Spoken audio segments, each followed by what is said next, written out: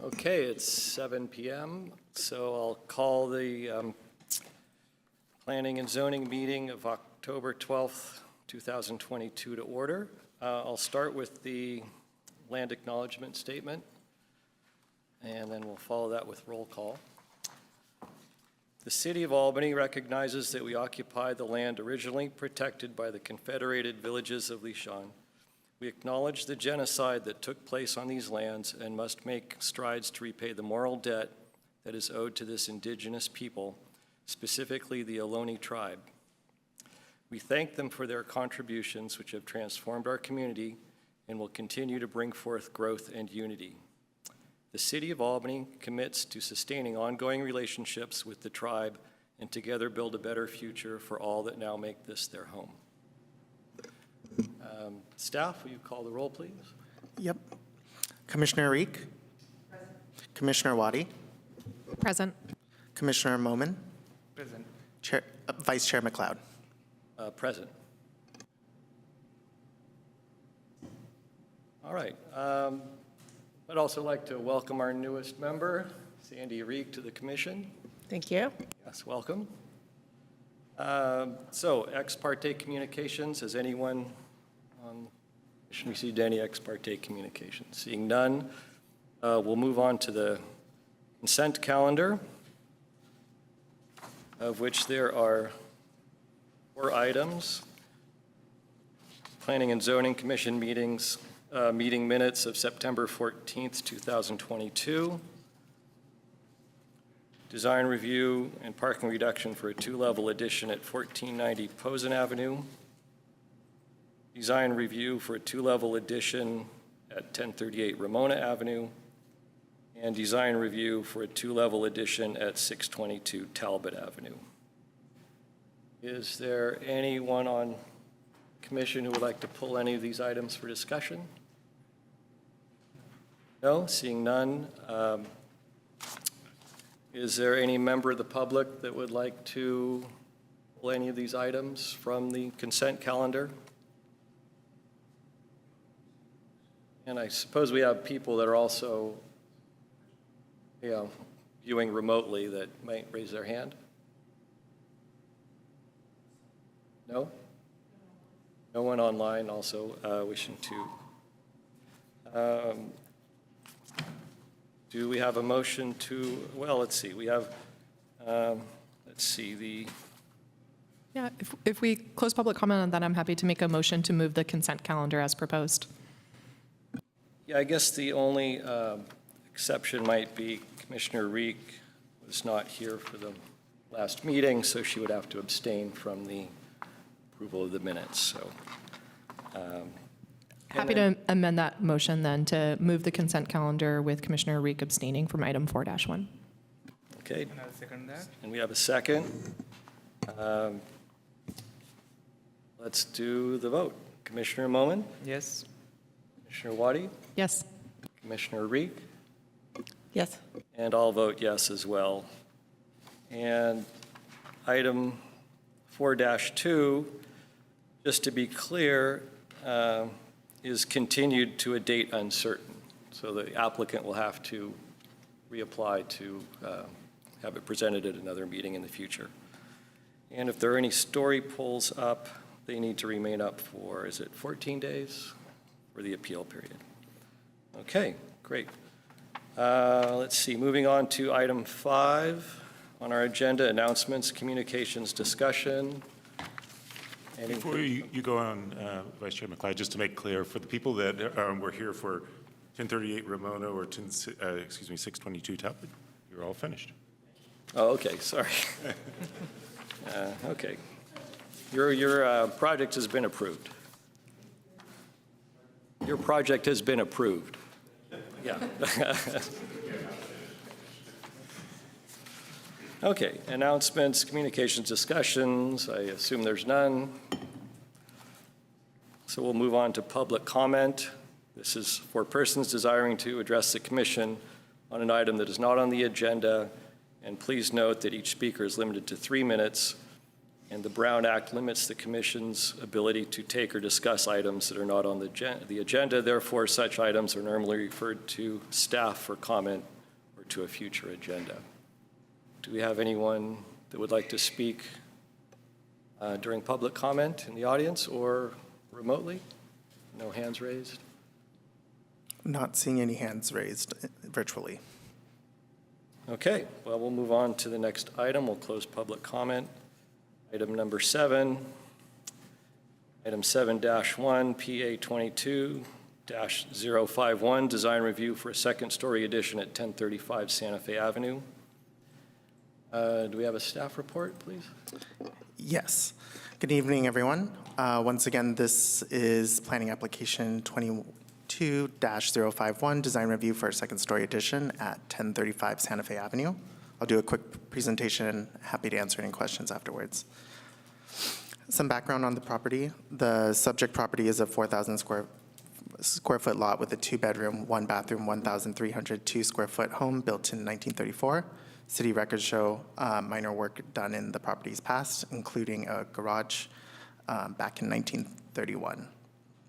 Here's the street view of the property as it sits today. And then here's a photo of the story pole installation. Project request. The applicant is seeking design review approval for a 498 square foot second story addition directly above the existing main level of the home. The second story addition is proposed to accommodate a new primary bedroom suite and an office space for the room. If approved by the commission this evening, this project would result in a 3-bedroom, 2-bathroom, 1,800 square foot home with a maximum height of 26 feet and 2 inches. Here is the existing front elevation of the home. And here is the proposed front elevation of the home. The project is subject to design review pursuant to section 2100.050 of the Albany Municipal Code. Projects which exceed a 0.45 FAR are subject to exceptional design as reviewed by the Planning and Zoning Commission. However, this project is exactly at the 45% FAR threshold and is technically not subject to the exceptional design requirements. With that being said, the project incorporates the following principles within the city's residential design guidelines. With respect to architectural design, the applicant is proposing to retain the existing Mediterranean style of the home. A combination gable and flat roof forms are proposed for the second-story addition, with decorative tile proposed on the gable roof portion. The addition is also proposed to be clad in a painted stucco siding to match the existing texture of the existing home. Additionally, decorative balcony railings are proposed on the upper level windows throughout. With respect to livability, the project scope adds 1 additional bedroom and bathroom and an office space to the home. And for context, this Mediterranean style of the home is proposed to be carried through over to the second-story addition. This is also an architectural style that we see throughout Albany as well. The proposed height, once again, is to be 26 feet 2 inches, which is below the maximum height permitted in the R1 zoning district, which is a maximum of 28 feet. And with parking, a total of 2 off-street parking spaces are provided on site, and those are proposed to remain. Here's a 3D rendering of the proposed second-story addition. You'll note the differing roof forms at the top and the decorative railings on the windows. More specifically, with respect to parking, there's an existing detached garage, as mentioned previously, at the rear of the home. 2 off-street parking spaces are provided in a tandem configuration in the garage and driveway. No additional off-street parking requirements are triggered under this project scope. Here's the proposed site plan provided by the project architect. You'll note the 2 parking spaces in the driveway and the garage located at the rear of the property. Staff has not received any correspondences regarding this project proposal. The project is categorically exempt from CEQA review pursuant to section 15303, new construction or conversion of small structures. And with that, staff recommends that the Planning and Zoning Commission review and approve the proposed project subject to the findings and conditions of approval. And with that, that concludes my presentation. I'm happy to answer any questions, and I see the project architect in the audience as well. Thank you. Okay, thank you. Do any commissioners have questions for staff? Seeing none, would the, I just have 2 minor questions. oh, you have for staff? Sorry, no, to the architect. Oh, well, why don't we have the applicant, architect, present their project? Thank you. I think Chris covered it fairly well. The project is at 1030 Could you introduce yourself, please? Howard McNenny. Actually, Howard, 1030 not Howard. sorry, if you could actually speak at that mic over there where it says public comment. Left. Podium. Oh, Yeah. We apparently have a new setup, so. Yeah. Yes, it is. Thank you. It's for the camera angles are a little bit better. I'll start over. Howard McNenny, I'm the architect, 1039 Santa Fe Avenue, and the project is at 1035 Santa Fe Avenue, 2 doors down. I've taken a special interest in the project, as you can imagine. So my clients, the Derrigos, and Mark is here tonight. I won't say too much. I think what Christopher said pretty well covers it.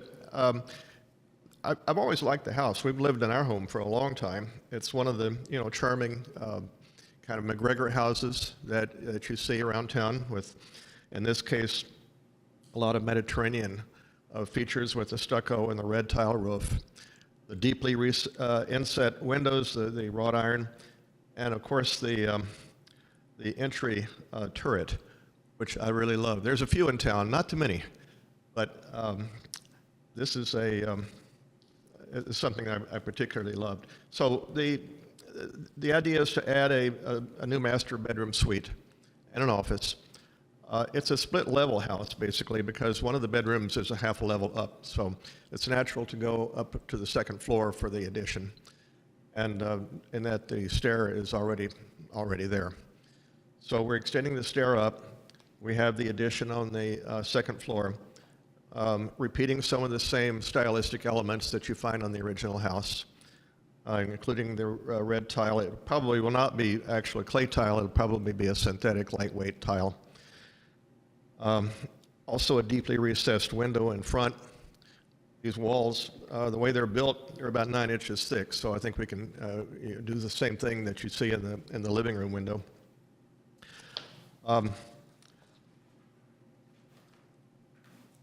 I don't think there's much else I need to say about it. I'd be happy to answer any questions.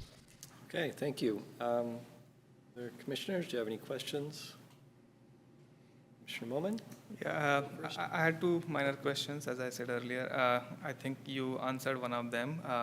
I wanted to ask how different is the lightweight barrel roof tile from the existing barrel roof tile? Is there any difference? You specifically mentioned lightweight, so I just want to know.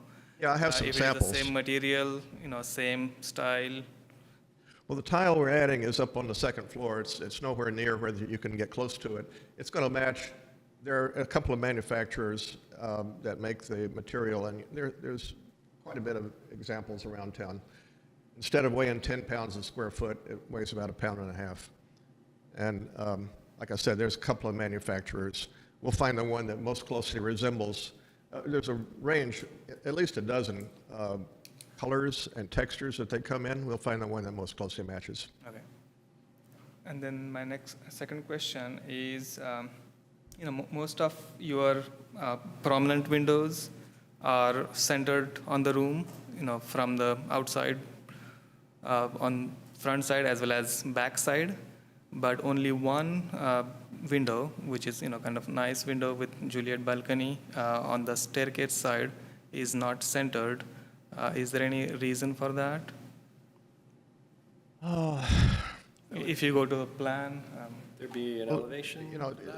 In that there's not a gable, the necessity of centering was not there, but there is a stair that goes up where that window is. If I move it any further to the right or to the south,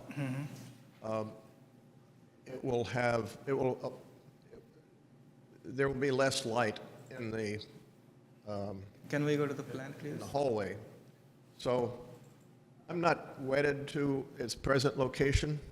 There's a certain logic in having it a little bit closer to the hallway where there's more light that will come inside. Okay.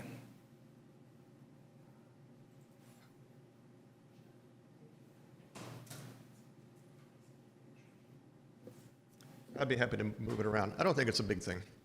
Yeah, okay. But I was also, wondering if you wanted, to place it there for operability of window or to, avoid any possible conflict with handrail. But looks like it is already conflicting with the handrail if you provide a handrail there. And in terms of operability, I think you can, operate that even if you are like, 2 steps down the stair, right? I'm sorry, is there a question? I didn't quite get it. Sorry. No question? It's not a question. I was just like kind of explaining, my reasoning behind that. Yeah. Yeah, that's it. If you have any question, you guys go. Okay, all right. Commissioner Reek, do you have questions? Yeah, I have a quick question regarding the little round attic vents on the front side. It looks like those have been eliminated on the elevation, the front elevation. The attic vents on the front side above the curved arched window. Can you just go to the rendering? The existing, compare the existing to the new screen? Can we just? Sorry, we're just having a little bit of technical difficulties. Well, just give me a moment.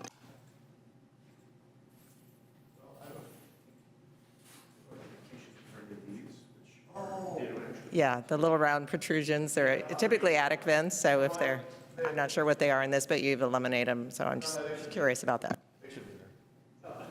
Okay. That's, for what it's worth, that's also not attic space. That's just a vaulted ceiling. Oh, it's just decorative there? Oh, okay, so they're going to come back, or you're, I didn't mention that, but there's a vaulted ceiling in the living room, which will not be affected by the addition. And we're going to have a similar vaulted ceiling in the new addition in the master bedroom. okay. Great. So, but in the front, where the office is, that's probably a flat ceiling, and you can see there is a attic ventilation indication of On the upper level, a little ventilation there. right? Okay, yeah, I was just curious why they went away. Yeah. Any other questions? Commissioner Waddy? I have no questions for you. We could open it up to public comment, of which I don't see any, but the applicant I here. might have a question. And after we submitted it, I'm not sure about this, but on this second floor in the office area, I don't have any window in the office shown on the north side. But I'm kind of thinking we might have one there, and I assume that you would have no problem with it if we do. Okay. Do we have anyone online for comment? I'd actually like to add one thing. Oh, you're welcome to speak. Yeah, please take the podium. We spoke to our adjacent neighbors about the project to find out if they had any concerns, and one of the neighbors to the rear of the property asked a general question about where she could find information about permitted construction hours and days of the week, because she's had a couple of negative experiences previously with construction hours. Obviously, we want to minimize the inconvenience to our neighbors, but I promised that I'd ask the question here if there's any information that we can direct her toward.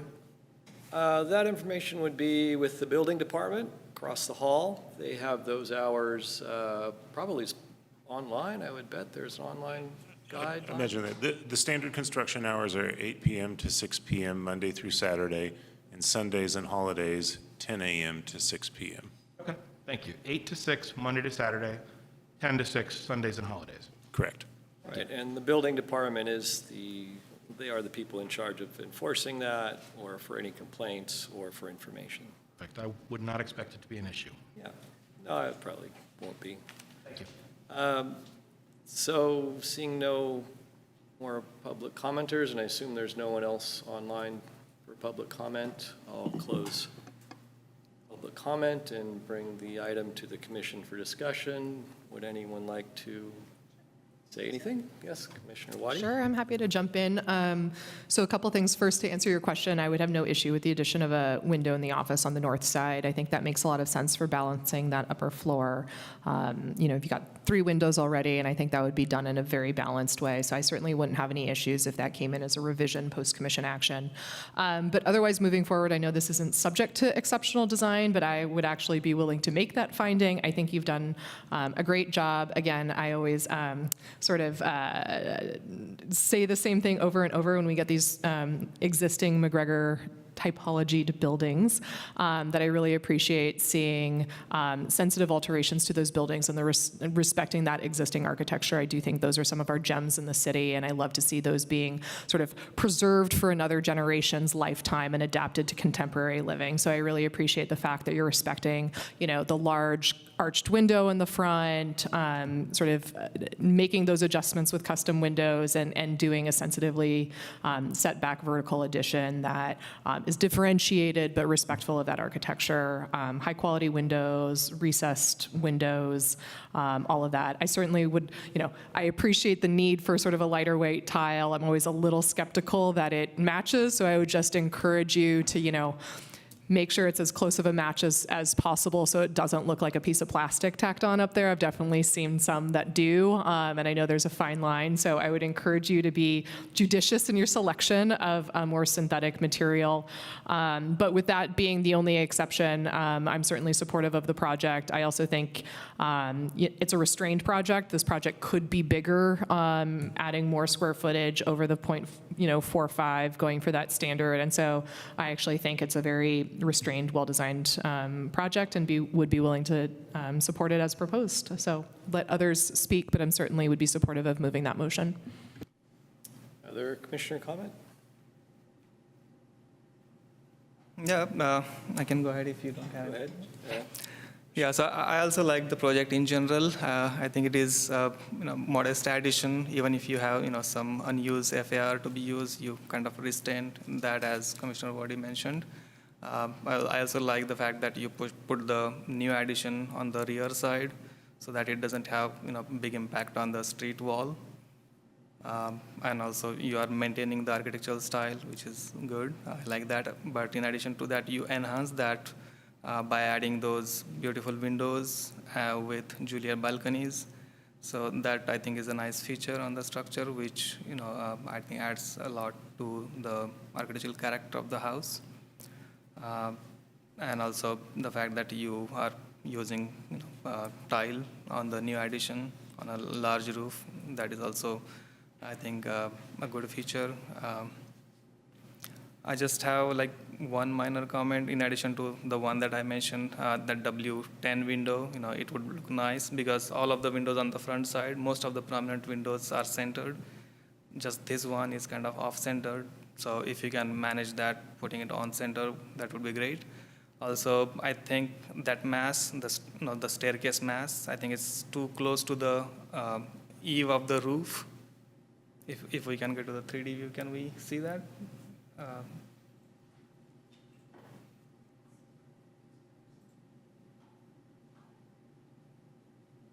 If you can go to the last page.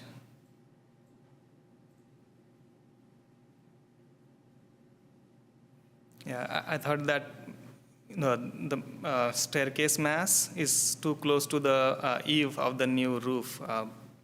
If there is kind of some detachment, that would look nice. It doesn't. It's not a condition for approval, but I think massing point of view, it would look nicer if there is a gap between the taller roof, tile roof, and the flat roof above the staircase. And I'm also not sure if that detailed construction point of view also is very comfortable. Just Commissioner Moment, to that point, just looking at the roof plan, it looks like it's about a 10-foot separation between the edge of the tile roof gable and where that stair structure is, just sort of based on the stair structure dimension there on the roof plan is about 8.5 feet, and this looks like a couple feet beyond that. No, it might just be missing. I'm talking about the eave of the long roof. I think it is better visible in the, exactly, that area. It's like, touching the eave Oh, I see there, up there, at the upper roof, not the lower Right, roof. right, Oh, okay, great. Yeah, so that's all, in general, it's looking nice. I support this project as designed. Any other commissioner comments? Well, that's going to be, that's to be worked out, but what I am keeping is the same roof slope on the second floor as on the first floor. And it's going to be what it's going to be, and I'll work the best I can. Okay. Okay, well then I'll make a few comments. I think it's a very nicely designed project. I especially like this view from the front, kind of interesting geometry, nice balance of the masses, the massing. The curious bedroom that pops out in the back took me a little while to figure out when I was looking at the plans what the heck was going on there, but that's already there, correct? Yeah, so it creates this funny little push and pull element on the facade. I can sort of agree with Commissioner Moman's point about the roof line, the intersection, but, I think it's fine, probably fine. My only minor concern would be with the north elevation. The windows there seem a little randomly placed beyond the little bay window area. If maybe they lined up at the top and you're planning on, and that's the area in the front where you would put the other window in the office, is that it? On the second floor? Right, to the right of that window there, to the right of that window. Well, if they could just be a little bit more organized, I think that would help your design in the back a little bit. But other than that, I really have no concerns about the project and support it. And appreciate your windows and the depth and the window detail in the plan showing us how the window will be set back. I think that's great. So thank you for that. Would anyone like to make a motion? I'm happy to make a motion then to approve item 7-1, planning application 22-051, design review for a second-story addition at 1035 Santa Fe as proposed. Do we have a second? I'm happy to second that motion. Okay, seconded. We'll take a vote. Commissioner Moman, Yes. Commissioner Reek, Yes. Commissioner Waddy, Yes. and I will vote yes. So that item PA 22-051, design review for a second-story addition at 1035 Santa Fe Avenue passes. And please leave the story polls up for 14 days for the appeal period. And that's all. Thank you very much. Okay, now we'll be moving on to section 8, item 8, new business. Advisory body work plan status report, item 8-1. Staff, do you have a presentation for us? I have a very brief presentation. Let me just bring this up. This is an item that's on your agenda this evening at the request of the City Council. In particular, several meetings ago, Mayor Jordan made a recommendation to the City Council that each of the city's advisory commissions and committees report in to the City Council on the progress made on your work plan. The end of every 2 years is a good opportunity for the council to consider the format of and number and mission and responsibilities of various commissions and committees, given that there'll be a turnover in council members, and there's the annual, every 2-year process where you would be reapplying to serve on the commission, as an example, and there would probably be some new appointees coming in as well. So this is a good time for the council to reconsider these, the organization of the commissions and committees. With respect to your work plan, this is, it's been, I think, largely a successful work plan, which we're grateful for. This is an excerpt from the work plan that was developed by the commission and approved by City Council. And I'll just go through these real quickly. The first bullet point initiated the San Pablo Avenue specific plan, which, as you know, has now been completed, successfully completed. The second work plan item is initiating the housing element update, which, although still a work in progress, you have reached and successfully reached the major milestone of getting a working draft to the California Department of Housing and Community Development. There are a couple of subcategories on this item. The second one is updating codes.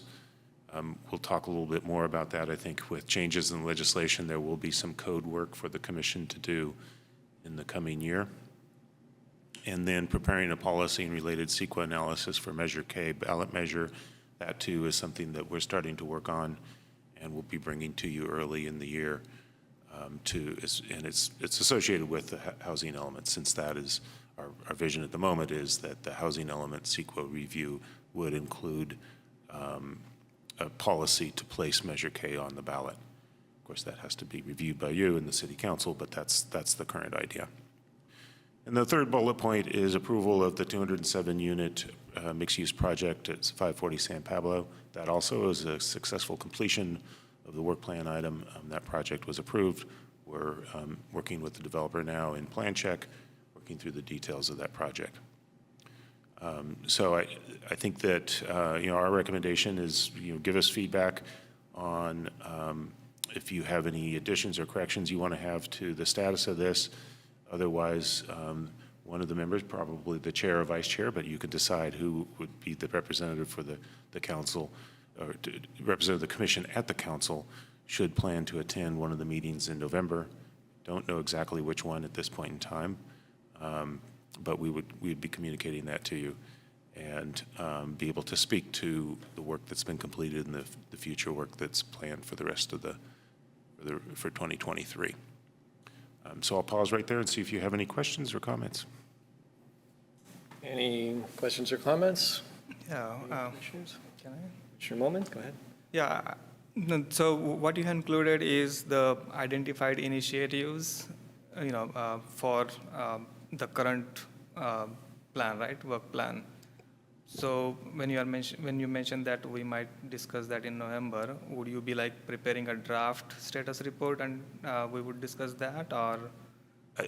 We were going to, our suggestion is to just literally annotate this work plan with a check mark or a completed stamp or something like that, okay. and so that they can just see completed or in progress or to be done early 2023. Okay. The reason I'm asking is because in the same document you have included 2019 to 2021 work plan outcomes, and which, in addition to the identified initiatives, you also have other efforts listed there, which I think we also have in our finished some additional efforts, like we reviewed the green building code in the last meeting.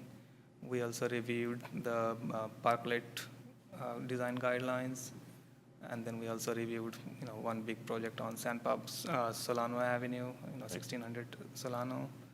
So there might be some more I think noteworthy projects that we might include. Thank you. That's a good suggestion. I think all three of those are notable. Okay. Any other comments or questions? I'll just comment briefly. It seems like we've been quite successful at achieving most of the items on our plan. I'm actually quite pleased. We've been very productive. And then just to kind of outline what's going forward, it's the next 6 months, the first 6 months of the year, we would develop our next work plan. That's not what this document is about, just to be clear. That's right. This is just to give the council a framework for their discussion about, and I don't think, the Planning and Zoning Commission is kind of, it's a statutory requirement by state law and in the municipal code. So I don't think that there's going to be any significant changes to the Planning and Zoning Commission, but there might be. As we're looking at, say, as an example, some of the housing element policies, some of those things may come towards the commission, or it may be assigned to other committees and commissions. So, this allows the council to decide how they want to organize commissions and committees for the next 2 years. Okay, sounds great. Well, I was just the chair could present, but he's not here to agree or disagree. So, and I would offer to be the alternate if he can't do it, as a way to move forward. So we'll leave it at that, I guess, and when. We'll pass that. If We'll ask we're him expecting him any minute. if and when he comes tonight, yeah. I'm sure Any if he minute. could, I'm sure he would be happy to do that. Yeah, I would assume he would do it. If not, I'll do it. Okay, so next item, 8-2, overview of new planning and zoning laws in California. Before we go on, perhaps we should just inquire as if there is one member of the public Oh, I'm sorry, public out there comment on virtually. the If that work. person wants to plan staff. comment, they can raise their hand. Okay, can we take, oh yeah, public comment. Let's please take that commenter now. Doesn't look like we're getting a raised hand, so we can move on. No comment? No raised hand. Okay, sorry. Item 8-2, overview of new planning and zoning laws in California. Staff, please give us your presentation.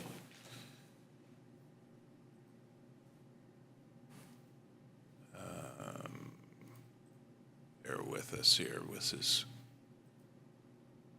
I did a second ago. Stop screen share for a second. A little rusty with some of the new technology, not a little rusty. This is using new technology for the first time for us, so bear with me a second.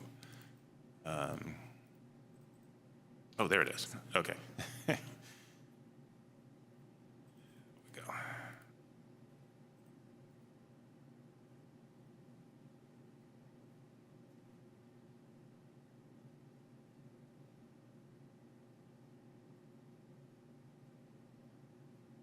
Oh, yeah.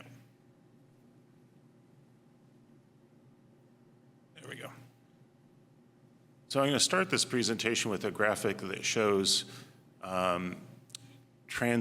major transit stops, and from that can kind of infer transit corridors. This is going to come up in a couple, as they talk about some of this new legislation, and jump back and forth to this image as necessary.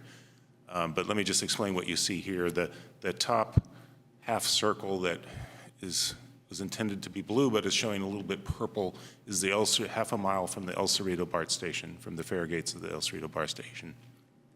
The two green circles are major transit stops, which would meet the criteria for a major transit stop today.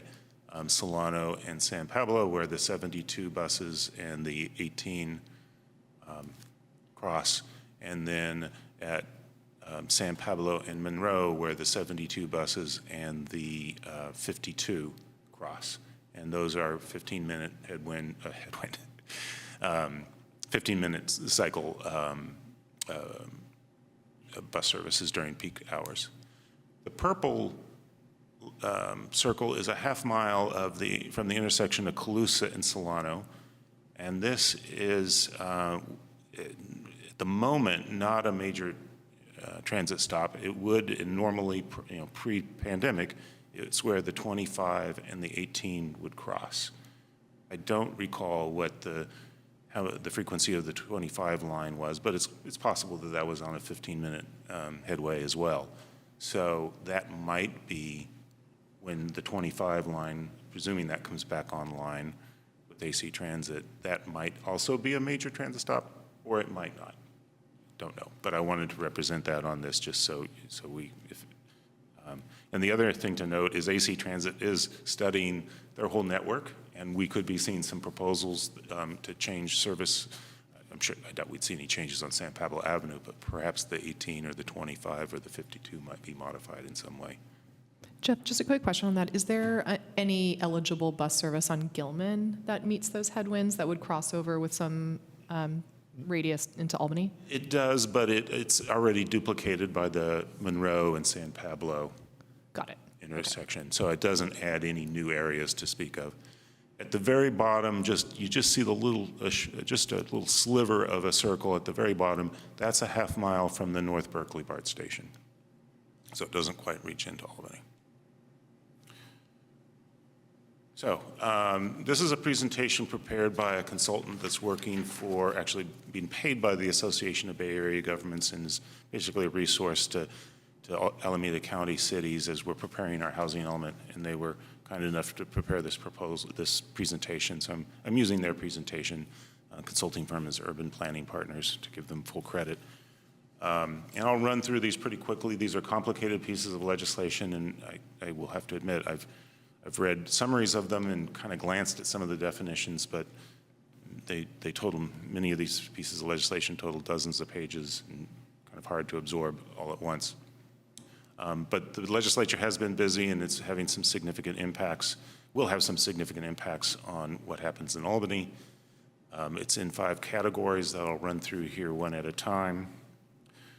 The first are some modifications to density bonus law. I think you all are now becoming pretty familiar with that as a mechanism that nearly every multifamily residential development applicant is going to use. We'll need to amend our local enabling ordinance to be consistent with these changes during 2023. I'll summarize these very briefly. AB 682 essentially allows shared housing types of development projects to use density bonus. We haven't seen any of those in Albany, but it would be an interesting and creative housing type that would probably serve many people in the community well. So that adds that as a density bonus as a tool that can be used for that kind of housing.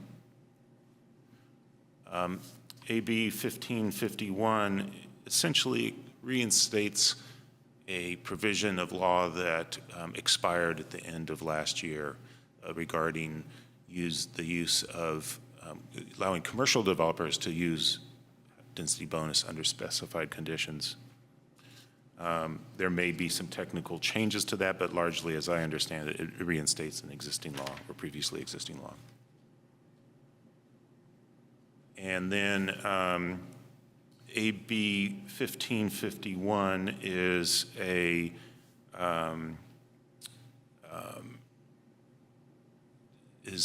new, it would apply to,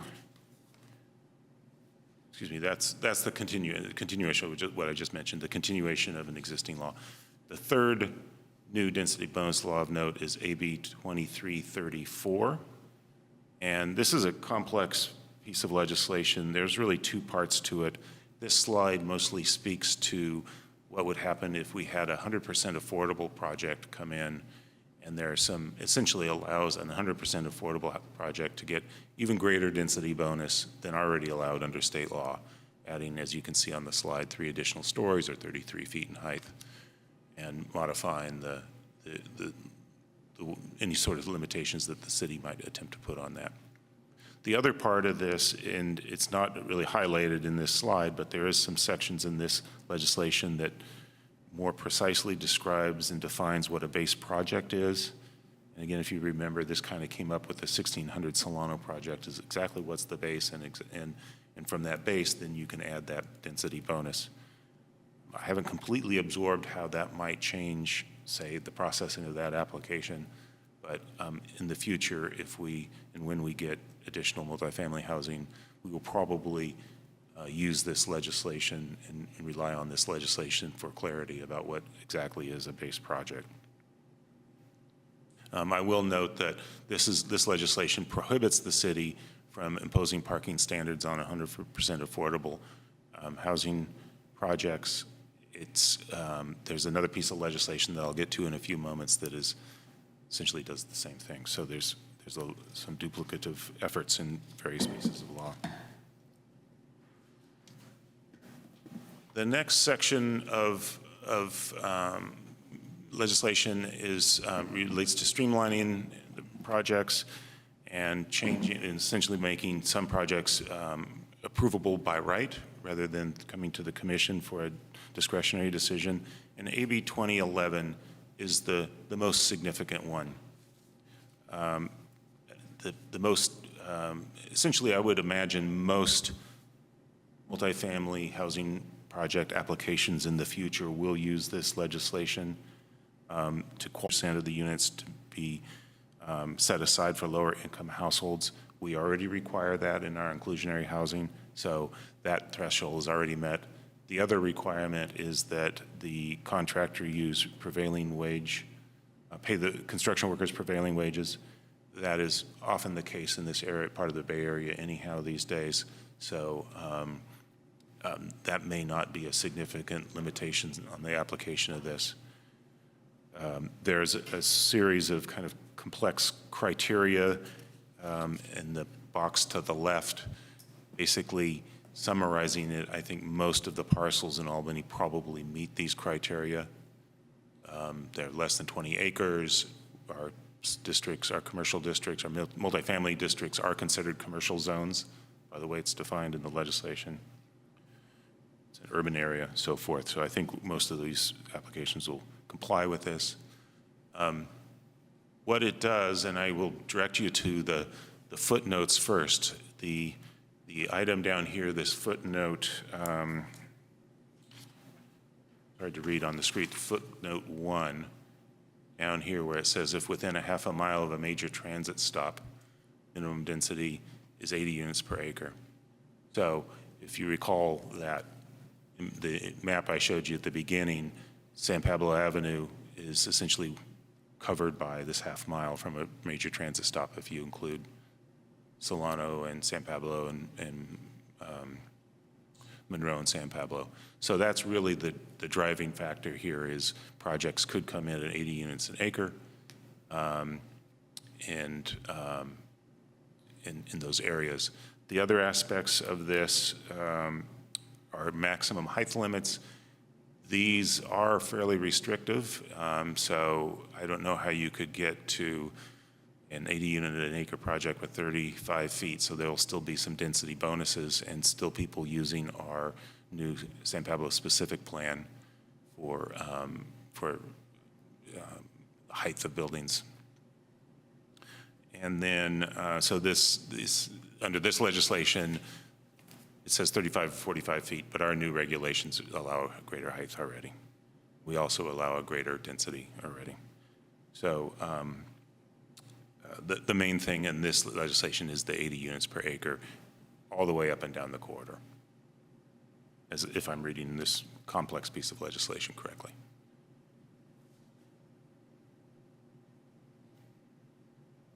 The next piece of legislation is sometimes referred to as a companion bill, but in my view at least it's really quite different. This is Senate Bill 6. It applies really to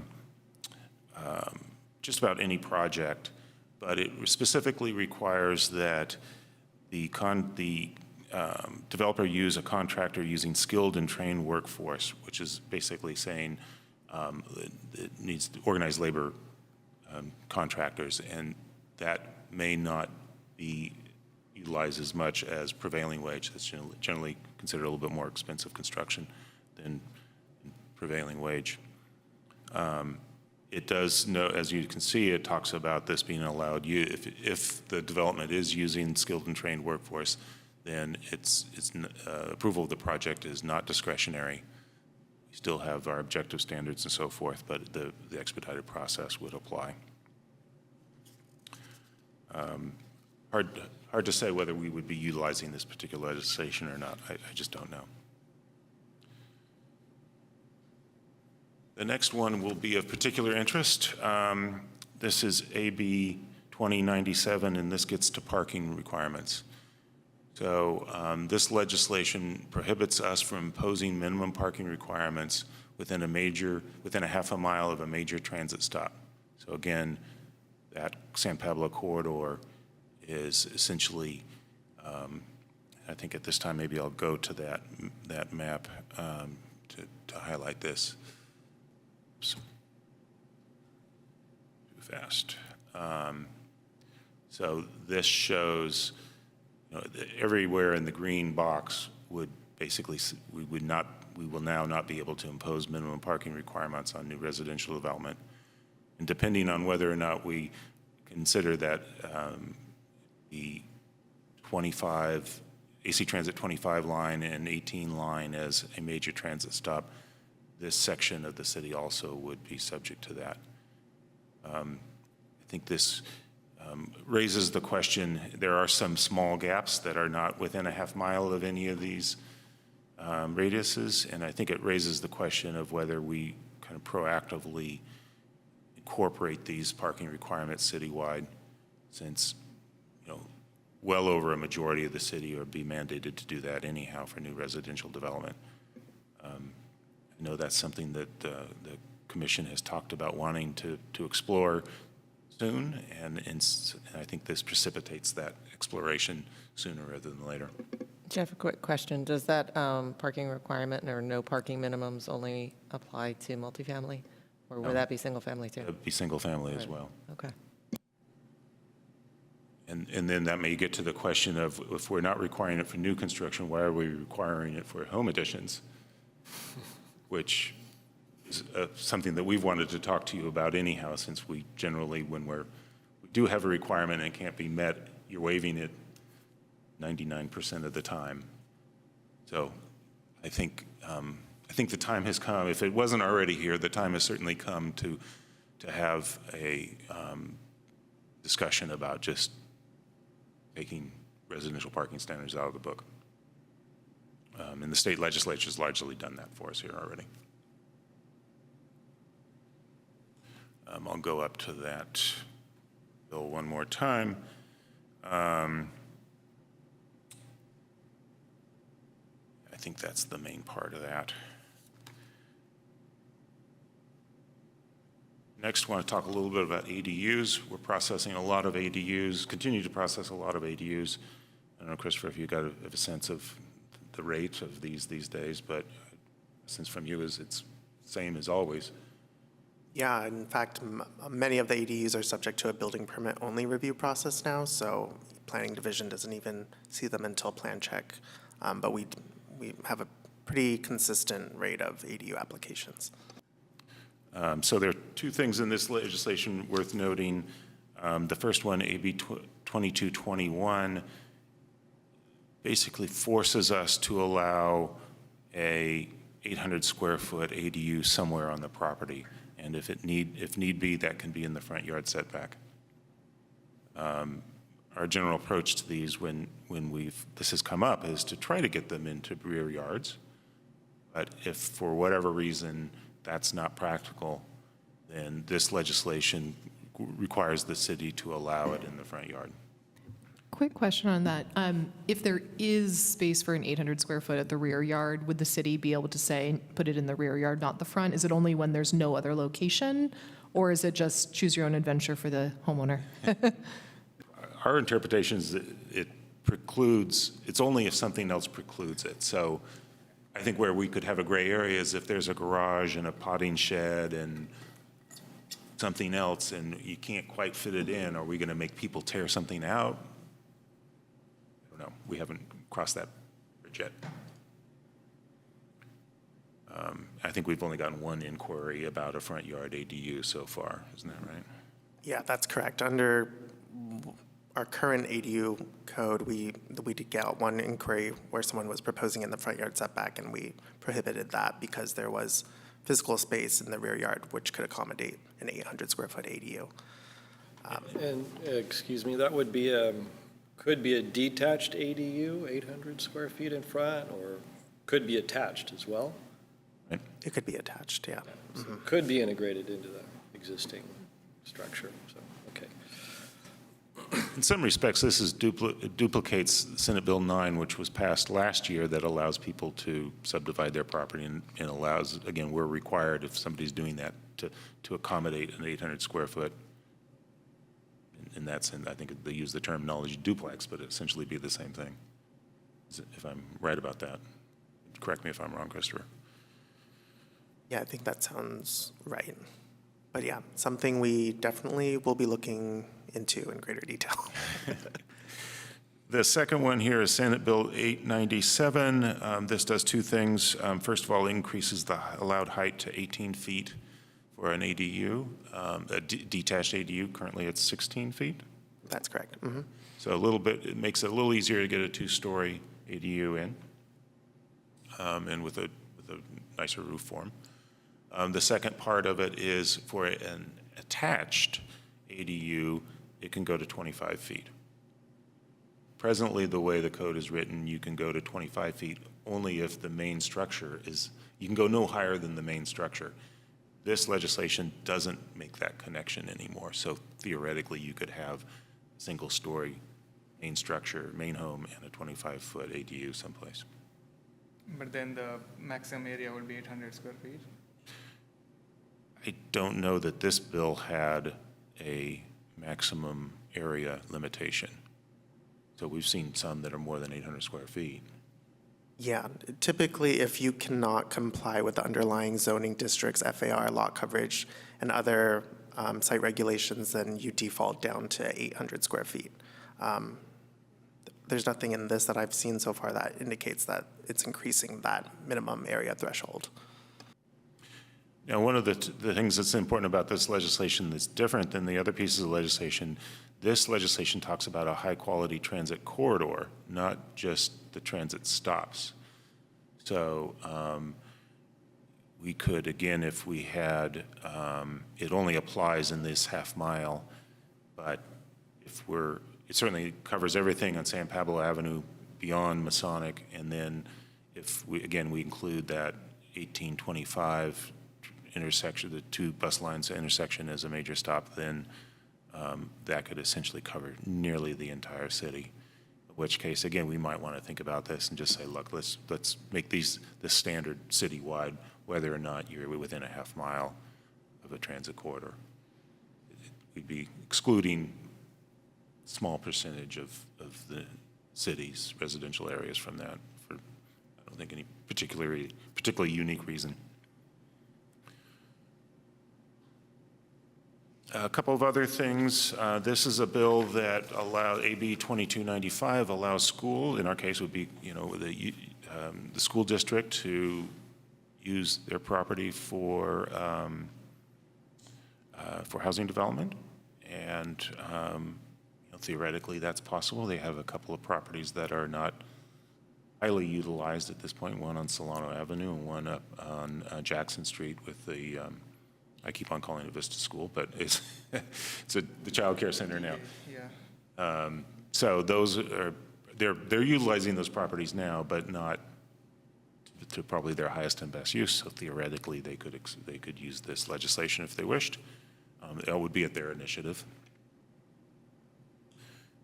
This is SB 886. I don't think will affect Albany now that we have a new student housing project already under construction, but this would change the CEQA review for university projects on property that's owned by the university. And incidentally, if you haven't been to University Village in a little while, they are doing the grading work for the construction of the new graduate student housing. And they're grading the pads. You can check it out. So it could be a big building. Last but not least, the vestiges of racism in land use in California still exist in our state constitution. There's something called Article 34 that I think was passed in 1950 that requires a vote of the citizens, the approval of the voters, I should say, for the development of affordable housing projects by government agencies. There's been workarounds developed over the years to get around this, but this is, like I say, a vestige of an earlier era that I think we all are trying to get away from. And the state legislature did pass, and the governor did sign legislation to put this on the ballot in 2024, which I think is an important thing, if only symbolically, perhaps, but to get this off of our books. It's unfortunate, and it was largely intended to make it really hard to build affordable housing. And would think it should go. So again, I'll finish with that graphic showing the major transit stops. Happy to answer any questions the best I can. I haven't completely absorbed nobody has really completely absorbed all this legislation yet, but I think we'll be busy responding to it this year. Thank you. All right, thank you. Do we have any questions or comments? Yeah, I have a couple of questions. Commissioner Bowman? So first, about this transit radii, are both green and blue like being treated at at par, or there is some kind of gradation between bus transit and like rapid train transit? There is, in most of this legislation, they consider a major transit stop either fixed rail or the intersection of two bus lines at 15 minutes. So I just use different colors to differentiate the different types of transit. Got it. But they are, Essentially, they're a continuous, got it, yeah. continuous corridor. Okay. And next question is, like, can a project use as many of these laws for development, or there are kind of, restrictions, like you can use this, not that, if they are eligible and if they are, conforming to the requirements? Apparently, you can use all the existing plus the new ones.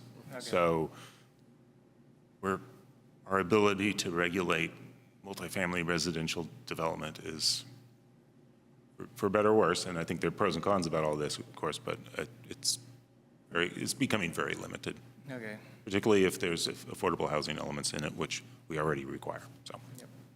Which is exciting, actually. Yeah, so, and then I'm curious, like this AB 211, it mentions that it has ODS, objective design standards that would be statewide.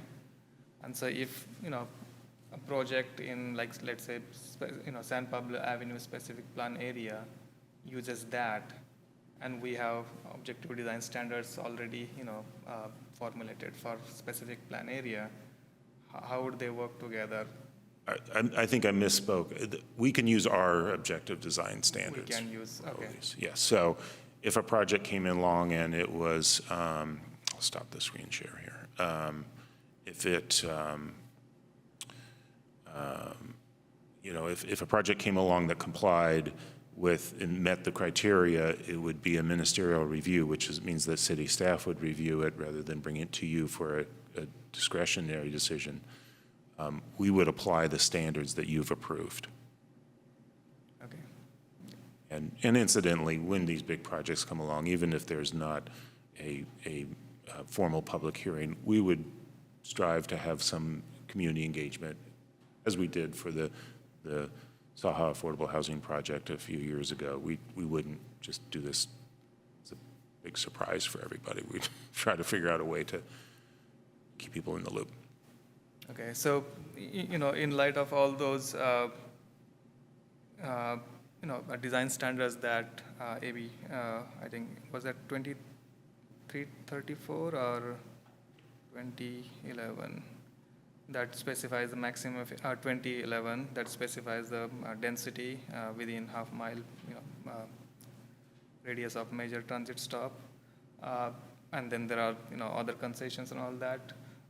Do you think we may need to revisit specific plan area design guidelines and do some adjustment? I do intend to ask Gene Eisberg, our specific plan consultant, to think through this. It's the legislature went more quickly than we did in their work than we did in our work. So we may want to come back and study any differences, and there may be a role to modify some aspect of the specific plan. I think we may want to do that, and we may want to do that for other reasons as well. Community benefits, as an example, are something that, with new building codes, we probably will want to look at that sooner rather than later, anyhow. Right. Yeah. Yeah, and like also, most of our sites are commercial, sites, and so a lot of those sites would be actually, under, would be using these laws. Yeah, I would expect so. Yeah. I have another quick question. There were several laws enacted regarding ADUs, and currently we don't review those, Planning and Zoning Commission. Is that still with? That's correct. Still going to continue to be the plan? We're not supposed to bring those to you. Yeah, okay. And we don't send out public notices. There's sometimes an unpleasant surprise that we hear about, that someone starts building an ADU next to their neighbor, and they're like, where did this come from? Yeah, okay, thanks. Okay, and my last question is about housing element update that we have recently submitted. Have you done any study or, some kind of quick assessment, like how that would be impacted, and would we have to again revisit some of those, strategies and policies that we put together? And would that be like, benefiting or not? Because I also read some new laws that are also like affecting general plans and housing elements, which I think not listed in that. And there are some, I think, criteria that have been changed regarding like carryover and, things like that. So Yes, when we bring the housing element back to you, probably in December or January, we'll take a look at these new laws, plus we'll take a look at the comments that we received from the State Housing and Community Development Department. And I think you're right, there's probably some things that we'll want to fine tune as a result of that. okay. Thank you. Yeah. Commissioner Wadding, just go ahead. Thank you. Thanks for that presentation. That was super helpful. Just a couple comments more than anything. I think in reality, the combination of AB 2011 is likely to get coupled with state density bonus in reality. And I think the result of that ends up being sort of the irrelevance a bit of our San Pablo Avenue plan, unfortunately, because I know we put a ton of time and effort into it. But I think pragmatically speaking, when you couple these things together, it basically leads people to a higher density and roughly the same height as what was permissible in the San Pablo Avenue plan, which sort of is the major, I think, market driver of whether a project is feasible or not. And with state density bonus, you can waive all of the things that are our standards in, the San Pablo Avenue plan. And then it makes it ministerial by right, which means we don't see it. So anyhow, just putting that out there, I think that might pragmatically be the result of some of these bills getting coupled together, and there is the legal ability to couple AB 2011 and state density bonus. So I think that's just good to put out there that, the state does things that we sometimes don't forecast, and we all put in a lot of work on that plan. But maybe we can say it was fortuitous that everyone thought those principles were maybe great, and it leads to it in a ministerial way. If I may comment on that part, the specific plan, if nothing else, establishes a vision that I think is still useful to be able to show to people. And when they say, what does Albany want? It's this. Yeah, maybe the legal requirements have changed a little bit in the way it's processed, but it's still this vision that you worked hard on. And the objective design standards will certainly be part of it. And there may be a few other things we'll do our best to keep life support on that thing. It's just, Absolutely. And then the only other comment I would have is, I think, to sort of your question of, there may be just small slivers of the city that aren't impacted by some of these laws. I would agree that I think that is definitely a worthwhile thing. Sort of apropos to our work plan discussion, may be worthwhile to put on our work plan for the next year whenever there's space to look into those subjects. I know we can't necessarily opine on whether we would support them or not right now, but there does seem to be some logic to at least open up that conversation citywide. I know as somebody who implements regulations in my day job, having a tiny carve-out portion of a city that has entirely different rules is very difficult to implement and difficult to sort of communicate out to citizens of what their rules are. So I think there is some logic of talking about getting rules that are consistent in the same zoning district citywide. So to at least open up that conversation. And then my only other thing would just be, again, kind of coming from my day job, a piece of advice. I think HCD continues to come out with sort of their own interpretations and refinements, sometimes over tweet, sometimes through other cities, that I would just say probably doesn't make sense to hit the ground running with implementation on day one here, because there are probably going to be things that change over the course of the next few months in terms of clarity and direction.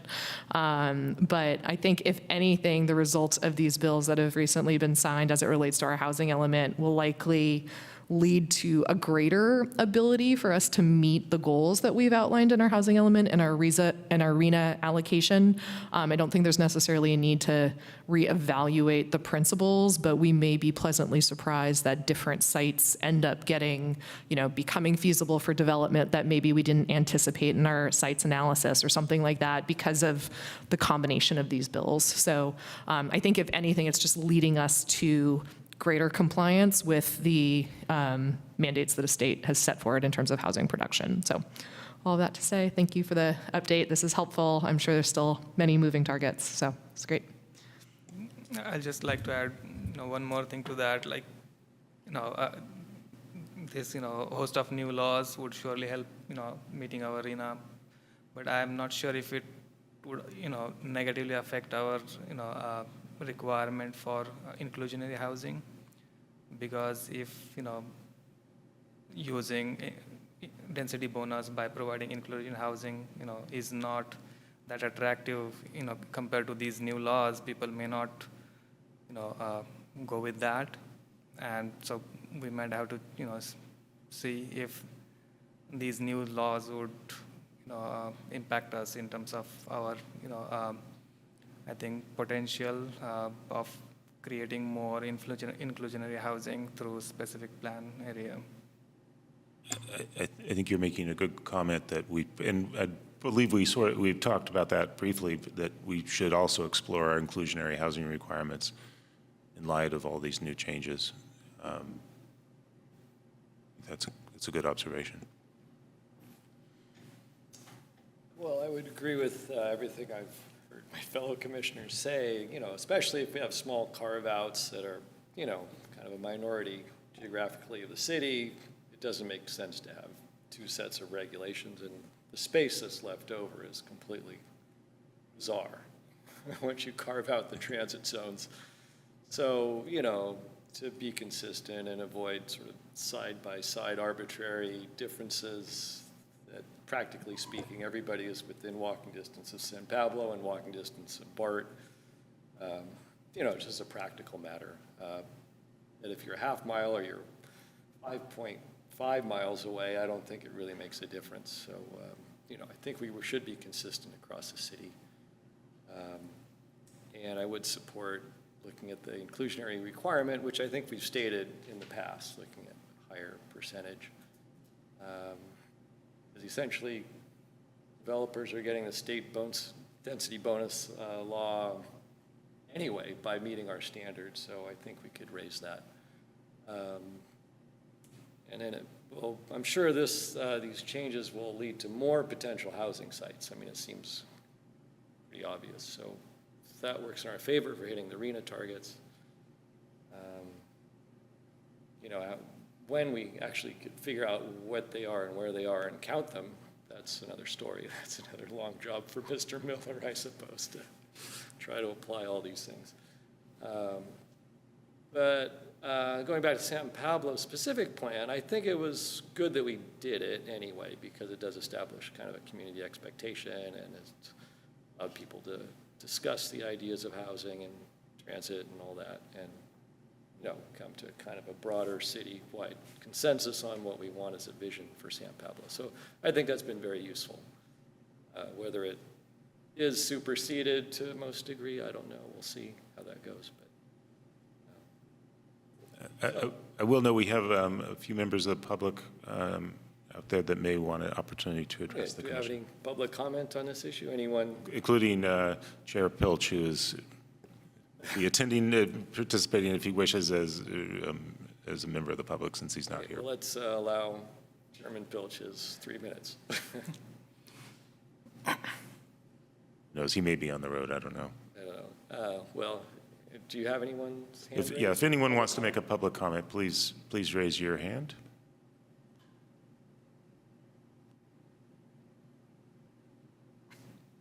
I'm not seeing any hands raised. Yeah, I would like to add just one more observation now, since you mentioned that there might be a lot of new sites that might open up for housing, and I think our Solano Avenue is all commercial, and we don't have any objective design standards to control, or at least even visualize what development would be on Solano Avenue. So would city consider doing same kind of exercise to at least have some kind of design standards for Solano Avenue, so at least we know what would happen on the site, and at least we have some control in terms of bulk and mass and all that. Yes, I think we should do that. At the very least, objective design standards, because those are still, well, those are becoming the main regulatory tool that we have left after all this is, Right, yeah. the setbacks and the heights and floor area ratios and parking and all this stuff that you used to spend a lot of time on Exactly. is off the They're all table. gone. But Exactly. still, objective design standards we can apply. So yes, I think we would start with that as soon as we can as well. Yeah. In some sense, our workload will be much less than the commission, potentially, if it's all taken away, or most of it. I see we do have a couple of hands raised now. Oh, okay.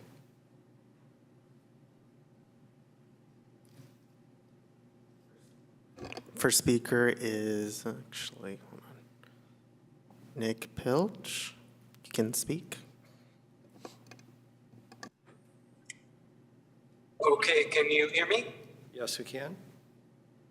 Okay, great. Thank you. Yeah, I didn't even think that being allowed my 3 minutes, but I don't really have anything lengthy to say. I think my fellow commissioners said it well, but I think Commissioner Moment brought up what I was thinking, which is that the one piece of the San Pablo Avenue specific plan that is important are the objective design standards, and those still will be enforceable, I believe, and under a number of these laws. But correct me if you think I'm wrong about that, Jeff. Otherwise, yeah, I think I have some homework to do to go over these laws and see what the possible effects will be in different parts of the city. But it's quite a lot to take in. Okay, that's enough for now. Thank you.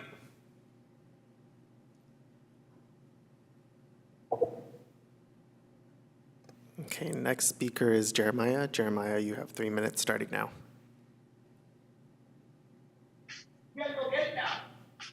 Hey, it's Jeremiah. Sorry about the noise. I'm over here at the Albany pool right now. So one thing about these new laws, right? I was wondering about the San Pablo situation. When we're building new buildings, whether it be residential or commercial, is there some sort of thing about the automatic gas shutoff valves? Because I know that may be a new thing. I mean, I know a lot of residential is a manual gas shutoff valve. I mean, right now I'm taking the CERT class, the Albany CERT. So one thing we're talking about in case of an emergency, an earthquake, something like that, we were talking about automatic gas shutoff valves.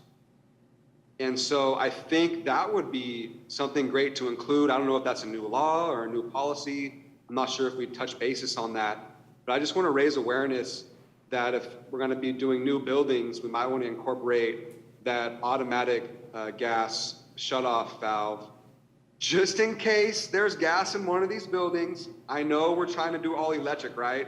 So the point might be mute, but just in case there's gas, or you know, they rehab a building. I mean, if we're just talking about specifically new construction, I know we're trying to be all electric, but just trying to raise awareness about those automatic gas shutoff valves, if possible. And that was about it. Thank you very much. Thank you for your comments. Are there any more speakers? No, that's it. Just to briefly respond to Jeremiah, I think automatic shutoff valves are required for all residential work, at least single family, and we will be going towards all electric, so in some sense that won't be a big issue, but there will possibly be exceptions, and I do believe automatic shutoff valves are required for new construction of all types. I believe that's the case, yeah. Yeah, I think so. So I think there are a lot of older residential buildings that don't have them. That is an issue. They're only required to upgrade if there's a remodel. So there may be a number of houses in Albany that don't have automatic gas shutoff valves that should have them. Maybe there's some way to encourage that, I don't know. Okay, we'll close public comment, and I move on to the next item, which is our next meeting, October 26th, 2022. And with that, we can adjourn the meeting. Thank you all. Thank you for your patience with our technology this evening. We'll get it a bit more smoothly next time. Yes, for sure. Thank you. We'll probably be hybrid for quite a while, As long as we all stay healthy. 6 months. I think this is the new model for a while. Okay.